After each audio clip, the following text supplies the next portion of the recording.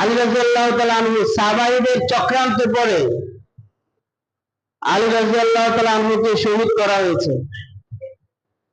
আলী রাদিয়াল্লাহু তাআলা আনহু যখন শহীদ হয় তখন ওই সময় মনে করেন একটা ইউনিয়ন থেকে যদি একজন চেয়ারম্যান মারা যায় তাহলে এখানে কি চেয়ারম্যান পদপ্রার্থী হয় না অনেকে? কথা বোঝার চেষ্টা করবেন। একজন যদি একটা ইউনিয়ন থেকে যদি একটা থানা থেকে যদি একজন এমপি মারা যায় তাহলে ওই জায়গাটা থেকে একজন এমপি দেওয়ার দরকার আছে না? ঠিক আলী রাদিয়াল্লাহু তাআলা আনহু খলিফা, প্রধান খলিফা, ওনার মৃত্যুর পরে আরেকজন খলিফা হওয়ার দরকার আছে না নাই? এখন ওই সময়ের মানুষের মধ্যে দুই গ্রুপ হয়ে গেছে। আসলে আমাদের ইসলাম আর মুসলমানদেরকে ধ্বংস করেছে কিসে? এই ইতিহাসগুলো আপনারা যদি জানেন তাহলে বুঝতে পারবেন আসলে আমাদেরকে কি খেয়ে ফেলেছে। দুই গ্রুপ হয়ে গেল। এক গ্রুপের দাবি হলো আলী রাদিয়াল্লাহু তাআলা আনহুর ইন্তেকাল হয়েছে, তার পরবর্তী খলিফা আলী রাদিয়াল্লাহু তাআলা আনহুর ছেলে। আলীর ছেলে কয়জন? একজন হাসান, একজন হোসেন। বলেন একজন কি? হাসান হলো বড়, হোসেন হলো ছোট। সবার দাবি হলো, মদিনাবাসীর দাবি হলো যে এই মুহূর্তে আলী রাদিয়াল্লাহু তাআলা আনহুর ইন্তেকাল হয়েছে, শহীদ হয়েছে। এই শহীদের কারণে এখন একমাত্র খলিফা হওয়ার উপযুক্ত একমাত্র হাসান। ওই দিক থেকে দামেস্ক শাম দেশে ওই দিকের মানুষগুলোর দাবি হলো খলিফা হওয়ার উপযুক্ত একমাত্র মুয়াবিয়া। নাম কি? মুয়াবিয়া। আবু সুফিয়ান রাদিয়াল্লাহু তাআলা আনহুর ছেলে মুয়াবিয়া। তাহলে কয় গ্রুপ হয়ে গেল? দুই গ্রুপের মধ্যে কেউ কাউরে মানতেছে না, মিল হচ্ছে না। এদিকে হোসেন রাদিয়াল্লাহু তাআলা হাতে হাত দিয়া কিছু বায়াত গ্রহণ করেছে, কেউ তারে মানে, কেউ আবার মুয়াবিয়াকে মানে। মুয়াবিয়া রাদিয়াল্লাহু তাআলা আনহু উনিও যোগ্য, হাসান রাদিয়াল্লাহু তাআলা আনহু উনিও কি যোগ্য। তবে 5 মাস, কয় মাস? 40 হিজরি সনে 5 মাস হাসান রাদিয়াল্লাহু তাআলা আনহু খেলাফতের কাজ পরিচালনা করে উনি বুঝতে পারলেন আসলে গ্রুপিং আর দ্বন্দ্ব করে ইসলামের কোনো মঙ্গল হবে না, বরং আমি মুয়াবিয়ার হাতে হাত দিয়া তাকে আমি সমর্থন করে দেব। 5 মাস পরে হাসান রাদিয়াল্লাহু তাআলা আনহু নবীজির নাতি, বলেন কি? মনোযোগ দিয়ে শুনবেন, কিন্তু শুনতে সব জানেন। আইয়ুব খানের শাসন আমল থেকে যে সবই আমরা জানি, কিন্তু এরপরে আমাদের ইসলামের শাসন আমল আমরা জানি না। আমরা ভুলে গেছি। আমরা যে মুসলমানদের শাসন করেছি ভারত উপমহাদেশ, মুসলমানরা প্রায় 800 বছর শাসন করছে। সুবহানাল্লাহ। কয়শো বছর? 800 বছর শাসন করার পরে এখন অবস্থা কি ভারতে মুসলমান বেশি না হিন্দু বেশি? কেন? কি হইল? মুসলমানের শত্রু। মুসলমান চায় না মুসলমানের ভালো হোক। হাসান রাদিয়াল্লাহু তাআলা আনহু চিন্তা করলেন যে আমি আলী রাদিয়াল্লাহু তাআলা আনহু আমার নবীর নাতি হওয়ার পরও আমি ইসলামের স্বার্থে, মানুষগুলোকে এক রাখার স্বার্থে হাসান রাদিয়াল্লাহু তাআলা আনহু মুয়াবিয়ার হাতে সমর্থন করলেন যে আমি আপনাকে আজকে দিয়ে খলিফা মানি। মিলমিট হয়ে গেছে। এখন থেকে খলিফাকে মুয়াবিয়া, আমিরে মুয়াবিয়া। উনি অনেক যোগ্য একজন ব্যক্তি, অনেক বিচক্ষণশীল। ওনার নেতৃত্বে মুসলমানদের অনেক প্রচার প্রসার, সুনাম, অনেক কাজ হয়েছে। মুয়াবিয়া রাদিয়াল্লাহু তাআলা অনেক যোগ্য একজন ব্যক্তি। যখন 50 হিজরি হয়, বলেন কয় হিজরি? 50 হিজরি সনে হাসান রাদিয়াল্লাহু তাআলা আনহু মারা যায়। এই যে হাসান, নবীজির নাতি কে মারা গেছে? হাসান মারা যাওয়ার পরে এই সময় খলিফা কে আছেন? কত করে কে আছেন? মুআবিয়া তো খলিফা, এখন উনি আছেন। মারা গেছে কে? হাসান। কিছু আবেগী ব্যক্তি, কিছু আবেগী মানুষ, শিয়া কিছু ব্যক্তি, যারা শিয়া মুসলমানদের মধ্যে যারা একতা চায় না, বিভ্রান্ত সরাতে চায়, তাদের মধ্যে এক গ্রুপ আইসা হাসানকে বলতেছে, হাসান তোমার ভাই মারা গেছে, তোমার ভাই না। হুসাইনকে বলে, হুসাইন রাদিয়াল্লাহু তাআলা আনহুকে বললে, হুসাইন তোমার ভাই মারা গেছে, ওই সময় তোমার ভাই তাকে সমর্থন করেছে, এখন তোমার ভাই মারা গেছে, এখন তুমি কিন্তু খেলাফতের যোগ্য, তুমি এখন রাষ্ট্রপ্রধান হতে পারো, তুমি চাইলে হতে পারো, আমরা তোমাকে সমর্থন করি। এটা কি সুশৃঙ্খলতা না বিশৃঙ্খলতা? একটা বিশৃঙ্খলা শুরু করেছি। হুসাইন রাদিয়াল্লাহু তাআলা আনহু বললেন, না এটা সম্ভব না, আপাতত জন্য খলিফা কে আছেন? মুআবিয়া আছেন, আমরা মুআবিয়াকে সমর্থন করি। এই সময় কিছু করতে পারে নাই। যারা কুচক্রী মহল, যারা খারেজি, যারা শিয়া সম্প্রদায়, তারা এই সময় মুসলমানদের কিছু করতে পারে নাই। তো যখন 60 হিজরি হয়, বলেন কয় হিজরি? 60 হিজরি সনে এখন মুসলমানদের মধ্যে এই যে খলিফা যিনি মুআবিয়া রাদিয়াল্লাহু তাআলা আনহু, উনি বৃদ্ধ হয়ে গেছে, অনেক বৃদ্ধ, উনি অনেক বৃদ্ধ, ওনাকে মানে মৃত্যুবরণ করবে। উনি চাইলেন যে কি করা যায়। সবাই বলছে, মুআবিয়াকে বলছে, খলিফা আমিরুল মুমিনিন আপনি কি করবেন? এই মুহূর্তে আপনার মৃত্যুর পরে কে খলিফা হবে? তো উনি বলছেন, সবাই যারে সমর্থন করে সে হবে। তো মৃত্যুর আগ মুহূর্তে উনি কি যেন একটা মনে করে, ওনার ছেলে ইয়াজিদ, বলেন নাম কি? মুআবিয়া রাদিয়াল্লাহু তাআলা আনহু ওনার ইস্তেহাদ করেছেন, বিবেচনা করেছেন, খুব ভেবে চিন্তে উনি চিন্তা করলেন, খেলাফত প্রতিষ্ঠা করা, রাষ্ট্র পরিচালনা করার যোগ্য হলো ওনার ছেলে, নাম কি? ইয়াজিদ। ওনার মৃত্যুর সময় ঘোষণা করেছে ইয়াজিদ। আর বিভিন্ন এলাকায় গভর্নর থাকতো, গভর্নর, যেমন আমাদের প্রধানমন্ত্রী এক জায়গায়, আর সবাই এমপি মন্ত্রী এক জায়গায়, তাই না? তো এই সময় যিনি খলিফা, প্রধান খলিফা, তিনি এক জায়গায়, আর গভর্নর হলো বিভিন্ন জায়গায়। তার মধ্যে যিনি কুফার গভর্নর, উনি হলেন নোমান ইবনে বাশির। কুফার গভর্নর নাম কি? একজন নোমান ইবনে বাশির।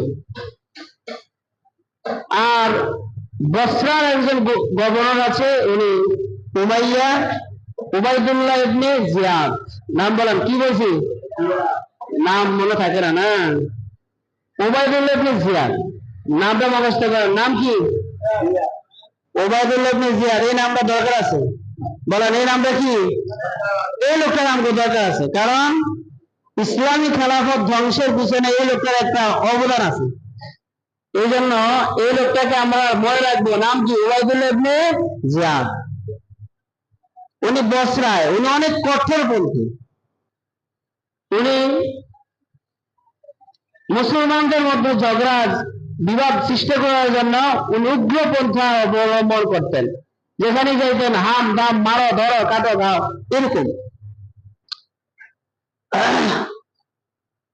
মুআবিয়া রাদিয়াল্লাহু তাআলা আনহু সব গভর্নরকে চিঠি দিয়ে পাঠিয়ে দিলেন, যাও সব থানায় মহল্লায় খবর দিয়ে দাও, আমার মৃত্যুর পরে খলিফা হবে ইয়াজিদ। বলেন আমার মৃত্যুর পরে খলিফা হবে কে? মদিনা থেকে খবর আসলো না, আমরা এই খলিফা মানি না। বিভিন্ন জায়গা থেকে বড় বড় সাহাবায়ে কেরাম যারা আছে, আব্দুল্লাহ ইবনে ওমর, আব্দুল্লাহ ইবনে আব্বাস, আব্দুল্লাহ ইবনে মাসউদ, বড় বড় সাহাবী যারা, তারা মানে না যে বাবার মৃত্যুর পরে ছেলে দেশ শাসন করবে, এই নীতি আমরা মানি না। কেউ মানে না, বড় বড়রা কেউ মানে না। এভাবে বিশৃঙ্খলা সৃষ্টি হচ্ছে। হঠাৎ করে মুআবিয়া রাদিয়াল্লাহু তাআলা আনহু মারা গেলেন। ইন্না লিল্লাহি ওয়া ইন্না ইলাইহি। যেদিন মারা গেলেন, ওই দিন ওরা ছেলে ইয়াজিদ জানাজা অংশগ্রহণ করতে পারে নাই। পরবর্তীতে এসে মসজিদের মধ্যে দাঁড়িয়ে ভাষণ দিলেন, এখন থেকে আমি হইলাম খলিফা, আমার খলিফা যারা মানবে না তাদেরকে পাকড়াও করতে হবে, জোর করে জবরদস্তি করে আমাকে মানতে হবে। কথা বুঝেন না মনে হয়? সব গভর্নরদেরকে খবর দিয়ে দিলেন, যাও দেখো কে কে আমাকে মানে না, আমাকে যারা মানবে না তাদেরকে গ্রেফতার করো, জেলে বন্দি করো, প্রয়োজনে তাকে হত্যা করো। নাউজুবিল্লাহ কর না, গরম বক্তব্য দিয়ে দিছি। আর গভর্নররা তো সবাই ভয় পাই যায় কি হবে, সবাই তো ভয়ে মানতেছে, ঠিক আছে ওবায়দুল্লাহ ইবনে জিয়াদ যে কোথায় আছে, বসরায়, বসরায় তো হুমকি ধমকি দিয়া সবাই রে এই ইয়াজিদের খলিফা তাকে মানাইছে, কিন্তু কুফায় মানাইতে পারে না, মদিনায় মানাইতে পারে নাই, মক্কায় মানাইতে পারে না, মক্কার মানুষও মানে না, মানি না। এইরকম ভাবে যখন মানে না, তখন দেখলো যে মদিনার যিনি গভর্নর তিনি একটু নরম টাইপের, কারণ নরম গভর্নর দিয়ে হবে না। ওবায়দুল্লাহ ইবনে জিয়াদ ওই যেটা কট্টরপন্থী, বুঝেন না মনে হয়, কট্টরপন্থী। মাঝে মাঝে তো বিভিন্ন সরকার কট্টরপন্থী পুলিশ বাহিনী দিয়া দমন নিপীড়ন করে, সিস্টেমটা এটাই, ওখান থেকেই শিখছে। যে একটা সময় ছিল না পুলিশ দিয়ে ধরো, আবার র্যাব বাহিনীর মধ্যে প্রধান র্যাব একজন আছে, এরকম হারুন বাহিনী, টেরর বাহিনী, ধৈরা বিভিন্ন সময় কি এমন হামলা দমলা মামলা কইরা বাস পরে সুন্দরভাবে সব ঠিক করে দেয়। তো এরকম কিছু লোক দরকার, এর মধ্যে ওবায়দুল্লাহ ইবনে জিয়াদ উনি হলেন কঠোরপন্থী। ওনাকে বলা হলো, ওবায়দুল্লাহ তোমাকে আমার দরকার, ওই মদিনারে ঠিক করতে হবে, তুমি মদিনায় যাও, তুমি বসরায় যাও, তোমাকে বসরারও গভর্নর বানিয়ে দিলাম। ক্ষমতা বাড়াইছে না, এখন যাইয়া ডাইরেক্ট মদিনায় যায়, কে কে মানে না, যখন চাপ সৃষ্টি করছে তখন হোসেন রাদিয়াল্লাহু তাআলা আনহু উনি চিন্তা করলেন যে না, আমি ইয়াজিদকে মানবো না। ভয় ভীতি দেখানোর পর উনি দেশ ছেড়ে চলে যাচ্ছেন। মদিনার বড় বড় সাহাবায়ে কেরাম হোসেন রাদিয়াল্লাহু তাআলা আনহু অবস্থা দেখে ওনারা ভালো দেখে না, ওনারা কি দেখতেছে না, সবাই বলতেছে যে আপনি যায়েন না কোথাও। হোসেন রাদিয়াল্লাহু তাআলা আনহুকে বলছে, হযরত আপনি কোথাও যাবেন না, আপনার জন্য কোথাও নিরাপদ না। এই দিক থেকে কুফা থেকে চিঠি পাঠাইছে, হঠাৎ চিঠি আইছে হোসেন রাদিয়াল্লাহু তাআলার কাছে, বলতেছে হোসেন রাদিয়াল্লাহু তাআলাকে বলছে, আপনাকে আমরা আমিন বানাবো, আপনাকে আমরা খলিফা বানাবো, আপনি চলে আসেন। আপনার জন্য 1,00,000 যোদ্ধা প্রস্তুত আছে, 1,00,000 যোদ্ধা দিয়ে আপনার সাথে আপনি যুদ্ধ করবেন, আর ওই ইয়াজিদকে আপনি পরাজিত করে আপনি হবেন খলিফা। বুঝলেন না মনে হয়? দিছে আবার উনি এটা মানে চিঠি রেখে দিচ্ছে। কিছুদিন পরে আবার চিঠি পাঠাইছে, আপনি কেন আসতেছেন না আমাদের কুফায়, কেন আসতেছেন না? হোসেন রাদিয়াল্লাহু তাআলা আনহু বিভ্রান্তের মধ্যে আছেন, মদিনায় থাকতে পারতেছে না, পুলিশ বাহিনী এসে ঘেরাও করতেছে, চাপ সৃষ্টি করতেছে। হোসেন রাদিয়াল্লাহু তাআলা আনহু মদিনা ছেড়ে মক্কার পথে রওনা দিচ্ছে। বড় বড় সাহাবায়ে কেরাম বলছে, আপনি যায়েন না, আপনার জন্য ভালো হবে না। কেন আমি মক্কায় যাই। বলেন কোথায় যায়? দেখেন মক্কা ছেড়ে কিন্তু আবার আপনি আরেকদিকে যাবেন না, আরেকদিকে আপনি যাবেন না, আপনার জন্য ভালো হবে না।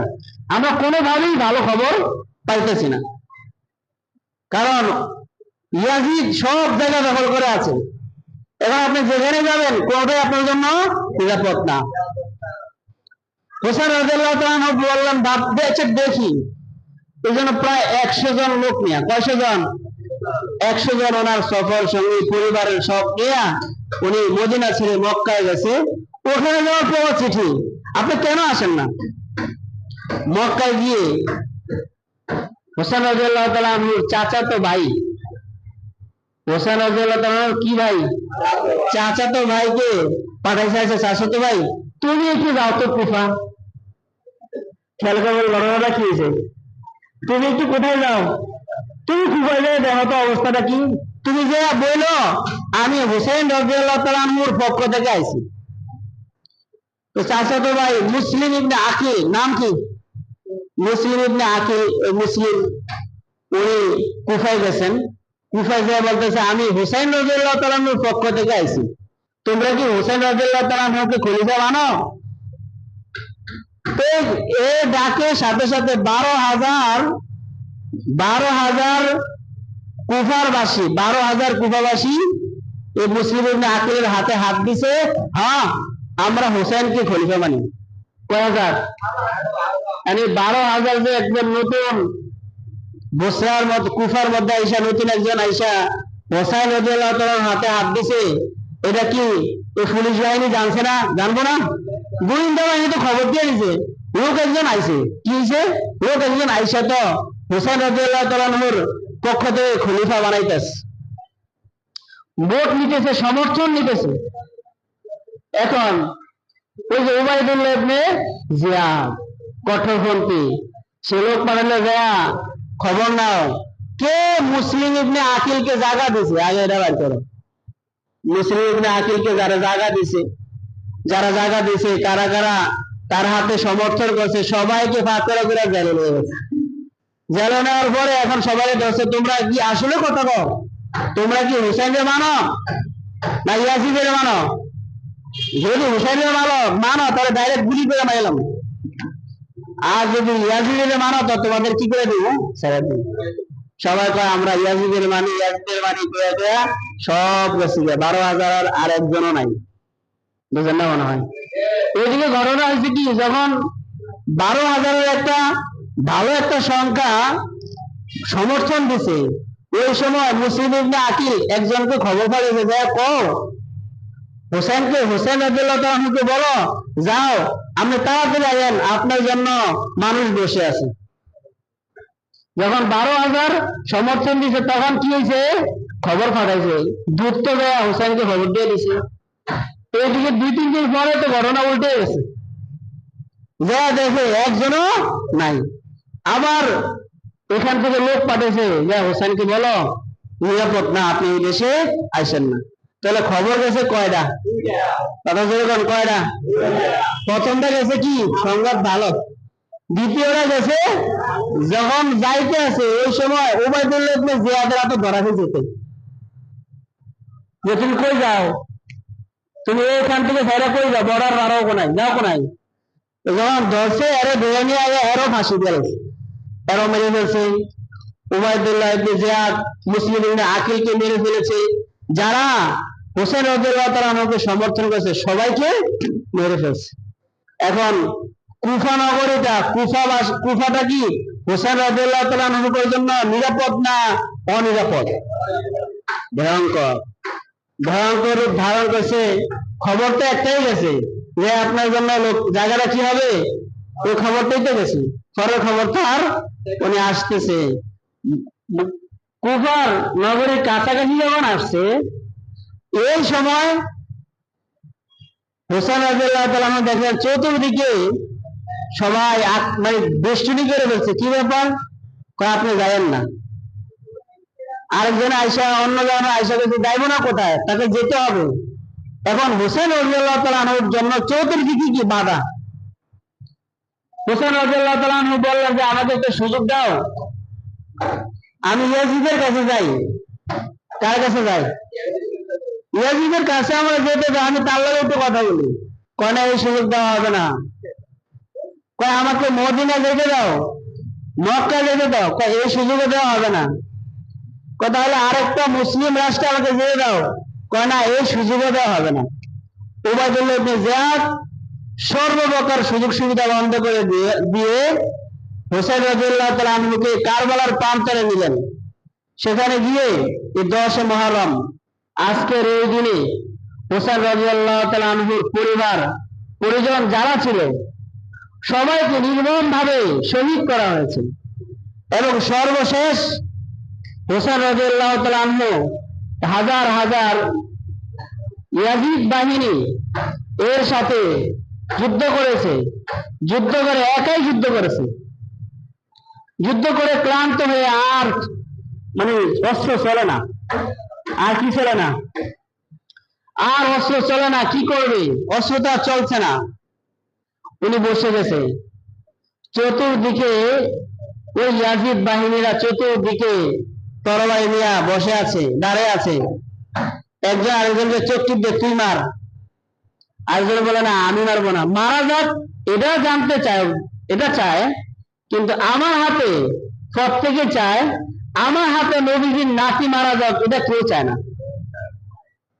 সবাই মারতে চায় কিন্তু নিজের হাতে মারতে চায় না, সবাইকে মারো না, আমি মারতাম না, তুমি মারো, তারা আপনি মারেন, কারা বলে তুমি মারো, কারে তুমি মারো।